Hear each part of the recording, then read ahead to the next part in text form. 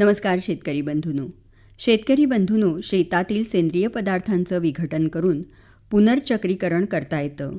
तांदळाचा भुसा, तृणधान्य, ऊसाचे पाचट, ऊसाचा चोथा, ऊसाची मळी, प्रेसमड, नारळ काथ्या, वनातील पालापाचोळा, शहरातील काडी कचरा, फळं आणि भाजीपाल्याचे टाकाऊ अवशेष, मळीच्या ऊर्ध्वपातन प्रक्रियेतील पदार्थ, अळंबी उद्योगातील पदार्थ, पशु उद्योगातील पदार्थ पुनर्चक्रीकरणाकरता उपलब्ध आहेत. शेतात पिकांचे अवशेष जाळले असता किंवा फेकून दिले जातात, परंतु या घटकांमधून सेंद्रिय स्वरूपातील नत्र, स्फुरद आणि पालाश यांचा पुरवठा होऊ शकतो. त्यासाठी त्यांचं कुजवणं आणि खनिजीकरण सुयोग्य तंत्रज्ञानाद्वारे करणं अत्यंत आवश्यक आहे.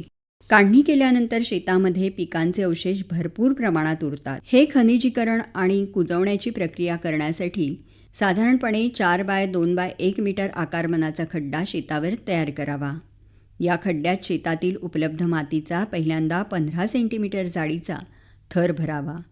त्यावर शेणाचं पाणी शिंपडावं. त्यावर शेणात 5 सेंटीमीटर जाडीचा थर द्यावा.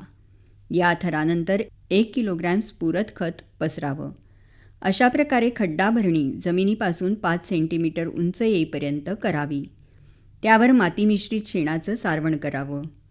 5 आठवड्यानंतर खड्ड्यातील घटकांची उलथापालथ करावी. मोकळ्या वातावरणात सेंद्रिय घटक लवकर कुजतात. हे खत साधारणपणे 5 महिन्यांनंतर तयार होऊन वापरात येऊ शकतं. असं पुनर्चक्रीकरण आपण शेतावर चांगल्या रीतीने करू शकतो.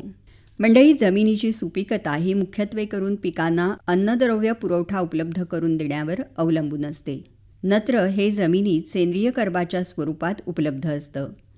कर्बाचं रूपांतर उपलब्ध नत्रातून नंतर ते पिकाला मिळतं. म्हणून जमिनीच्या सुपीकतेमध्ये कर्बनत्र प्रमाण हे 12:1 ते 20:1 या मर्यादेपर्यंत असू शकतं. पुनर्चक्रीकरणानंतर जमिनीतील कर्बनत्र प्रमाण हे मुख्य म्हणजे तापमान, वातावरण, ओलावा आणि जमिनीचा प्रकार या बाबींवर अवलंबून असतं. हे प्रमाण सेंद्रिय पदार्थ कुजण्याच्या प्रक्रियेवर आणि जमिनीतील सूक्ष्म जीवाणूंच्या क्रियेवर सतत बदलत असतं. जमिनीच्या प्रकारावर कर्बनत्र प्रमाण अवलंबून असतं. हलक्या आणि पाण्याच्या त्वरित निचरा होणाऱ्या जमिनीपेक्षा भारी ओलावा धरून ठेवणाऱ्या जमिनीत कर्बनत्र प्रमाण उत्तम असतं. आता कर्बनत्र प्रमाण योग्य राखण्यासाठी काय उपाययोजना आपल्याला करता येतील? जर पहिल्यांदा जमिनीचं नियोजन. मंडळी, जमिनीच्या प्रतवारीनुसार पिकांची लागवड केली तर जमिनीत सेंद्रिय पदार्थांद्वारे अन्नद्रव्य उपलब्ध होतात. दुसरा उपाय म्हणजे सेंद्रिय खतांचा वापर. जमिनीत भरपूर प्रमाणात सेंद्रिय खतं मिसळावीत, म्हणजे कर्बनत्र प्रमाण वाढवण्याला मदत होते. त्यानंतर पिकांची फेरपालट करावी. त्यामुळे जमिनीची सुपीकता कायम राखली जाते. तेव्हा मंडळी, अशा पद्धतीने शेतातील सेंद्रिय पदार्थांचं पुनर्चक्रीकरण करून आपण एक चांगलं खत त्यामधून निर्माण करू शकतो. बरं तर मंडळी, पुन्हा भेटूया उद्याच्या कृषीवाणीत. तोपर्यंत नमस्कार.